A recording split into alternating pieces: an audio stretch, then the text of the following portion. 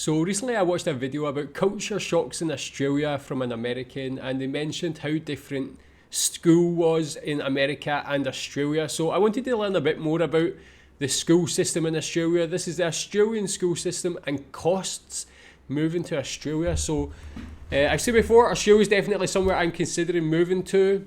I've got young children. Before my son goes to primary school, that's when we would be moving. So that's a big factor in our decision. So I'd love to learn more about the Australian school system. Tell me the good points about it in your opinion, if there's any bad points.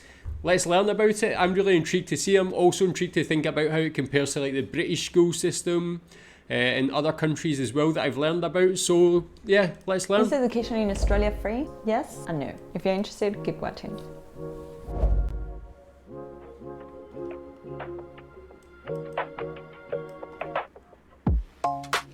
If you're moving to Australia and you're planning to work full-time here, but at the same time you have a young family, young children, you're probably wondering, what am I going to do with my kids when I'm working? And I know that many of you have been asking me to make a video about this, so let's get started. If you're a working parent of very young kids, it's likely that you'll have to send your kids to childcare or kindergarten. Childcare refers to private or community-based centers where people usually take their kids to be looked after. And this is usually for kids aged over 6 weeks. And these childcare centers, you're going to find them around your suburb, in your area. Something that you should know is that the cost of childcare can range from 70 Australian dollars to 185 Australian dollars per day. What do you think about that as an Australian? Like thinking about it compared to the cost here in Malaysia, which is obviously like a lower cost of living, that makes sense, but that still even seems quite high. Is that affordable for like the average Australian family? What do you think about those costs? And that's quite a big variance as well. Like, does the quality of the kindergarten vary between the costs, or is that based on location? What's it based on? How much do you pay for yours?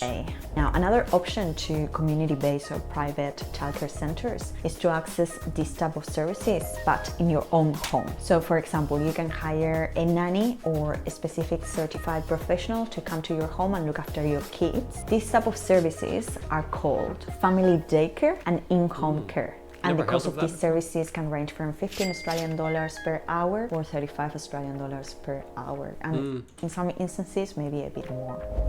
Again, like I never knew that was really an option. Of course, I've heard of things like an au pair, but I thought that was more like wealthy people that would get that. Is that a normal thing? Have you seen people do that before? Have you taken advantage of that sort of service? How would that differ? I guess for me, like, it's important for children to be with other children and be developing communication skills. At that age, I think it's one of the most important things, in making friends. So I feel like that there would be more disadvantages to that, but obviously it just depends on what people's individual situation is, I guess. Now, in some cases, if you meet specific requirements, you may be able to access subsidies, that is government funding, to cover the cost of childcare services. And this type of financial support is called childcare subsidy.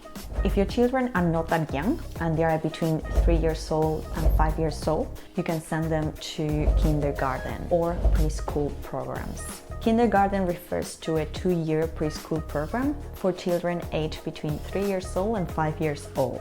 And these preschool programs are usually before the kids start primary school. Disclaimer: kindergarten and preschool programs may be called differently depending on where you live, in which Australian state you live in, right? And this is a bit tricky because in New South Wales and the ACT, for example, they call kindergarten first year of primary school. The activities that precede primary school are called preschool programs, whereas in other states, like here in Victoria, those preschool activities before year 1, it's called kindergarten. I know that this is a bit confusing, but hopefully it kind of makes sense. Now, the usual weekly hours that tell me what you think about the kindergarten. What's actually involved? Is it just like general play and things like that? Because as I say, my son goes to kindergarten and it's a private one. But it's quite intense. It's more that Asian mentality. He's already got homework. He's 5 years old. He's already got homework. He's already doing spelling tests every week. He's learning 3 languages, English, Malay, Mandarin, and he's doing spelling tests and writing tests, reading tests on each of those languages every week is very intense. I don't know long term if that's going to be a negative thing. Tell me what you think about that. I was worried at first. I was like, is he going to be able to pick that up and handle that? But now he really like has no problem. He does really well and he's like really into it. He loves it. And yeah, when I talk to people in the UK, for instance, they tell me like he would be a bit more ahead of where they're at because they have a different structure or different way of teaching where it's not as intense. But obviously I don't want them to burn out long term. So tell me what's involved in like that sort of age group, kindergarten, preschool in Australia. Children spend in kindergarten or preschool programs is around 15 hours per week, and they usually go to either a morning or an afternoon session. How much do you pay for these services will vary according to the kindergarten itself, because these are private institutions and they set their fees themselves. If you're not able to afford kindergarten services or preschool services, you may be able to access financial support provided by the government in the form of subsidies to be able to manage these costs. The best way to find a kindergarten is to contact your local council or just go to their website. I've got free kindergarten ones. That's good for people actually. Now let's talk about school education, primary and secondary school here in Australia. Attending primary and secondary school here in Australia is compulsory for kids aged between 6 years old and 16 years old. And that means that school is compulsory between year 1 and year 9 or 10. And let me briefly explain how it works. Primary school in Australia runs for 7 to 8 years and starts from year 1 or prep or kindergarten in some states and finishes in year 6 or year 7. Secondary school in Australia runs for 3 to 4 years. And depending on where you live, again, it may go from year 7 to year 10 or year 8 to year 10. Now, after secondary school, there's something called senior secondary school, and this runs for 2 years, year 11 and year 12. And of course, year 12 is the last year of secondary school. Another thing that perhaps you might want to... Yeah, I wonder why there's like variances in the names between the different regions of Australia. Is there any reason in particular why that is? Would it make more sense to just have it all uniformed and all the same everywhere? But yeah, like obviously, as I say, my son's 5, so before he's 6 or 7 is when we're planning to move somewhere. So it's like really good timing to just watch this video. It does seem quite interesting. You know, is that the school year in Australia usually starts in late January, early February, and it runs all year until mid-December.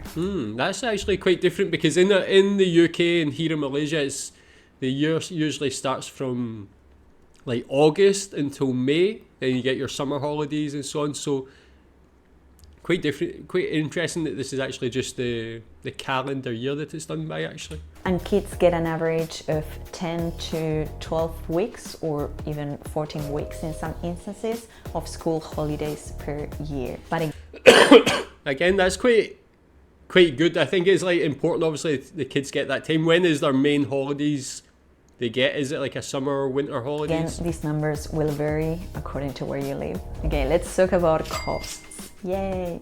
How much do schools cost in Australia? Is Australian education free? The answer is yes and no. This is why. Primary and secondary education in Australia is free if your kids go to public or state government schools, because these type of institutions are publicly funded. Having said that, you do need to take into account that you may have to pay for a small annual fee, which is usually around 400 Australian dollars per year, and you'll have to pay for your kids' school uniforms, textbooks, and stationery and other activities. But having said that, overall, public schools in Australia are free. Okay, another very important... Yeah, that's one thing that's very similar to the UK as well. I guess growing up in Scotland, I took it for granted, but primary school, high school, even university is all completely free. There's not even that annual charge or anything like that. You only have to pay for uniforms and so on. So I think it makes it very good, and yeah, it's not such a burden for parents. They don't have that cost like here in Malaysia. Like a lot of the places you need to pay for school and so on, and you need to pay for all the books, and it's like Can it really add up for Important thing families? to know about public schools in Australia is that enrollment in these schools is based on location, and this means that it's likely that your kids will have to go to the school that's located in their local area. Another type of school education here in Australia is Catholic schools. Catholic schools are run by the Roman Catholic Church, and as such, the values that underpin Catholic schools are driven by Christian principles. Now, the good thing about this type of schools is that they're not as expensive as private schools. Why? Because they're partly subsidized by government. So you usually have to pay a relatively small fee. Now, independent of private... Yeah, tell me what you think about that. There's still quite a lot of Catholic schools in the UK as well. I've said before on this channel, I'm not religious, I'm agnostic if anything. I just don't really have an interest in religion and following it. I'm interested to learn about different religions and so on, but what do you think about that combination of school and religion? Do you think there's still a place for that? I guess religion can teach good principles, but interesting to know it has quite a high cost as well relative to normal public schools, but are they known to have a better or higher level of education? And tell me what you think about private schools in Australia as well. Like for me, my number one priority for my children is education, so I've definitely been looking at private schools and so on as well in different countries. So is it worth the investment in private schools in Australia? Is there much of a difference between that and normal public schools? School. You can expect to pay for private schools. Tell me if you know of any good deals or any ones that have got very good value for money in Australia. Schooling around $20,000 per year. And again, remember that these numbers will vary depending on the state or area you live in as well. There are other types of private schools here in Australia, such as faith-based schools, selective schools, or Steiner schools, for example. So if you're interested in a particular teaching method, I highly recommend doing a bit of research on this, because there's a whole range of different school systems to choose from as well. Now, if you're interested in learning a bit more about the higher education system in Australia, and this involves universities and vocational education and training, I highly recommend watching these videos here and here. Or if you're interested in learning... Yeah, tell me what you think about that then. Tell me your experiences, good and bad, from the Australian school or education system. What do you think are the advantages? Are there any disadvantages? Would you ever consider private school for your children? If so, why? But yeah, like again, it's not just about the school system in Australia, just the general life is much better than pretty much any other country in Australia. So when your children are outside of school, there's like just a lot more activities, a lot better lifestyle and so on. So it's for me, in my opinion, not having lived there as well, but I just think it would be a great place to raise a family. Tell me what you think about this video. Thanks.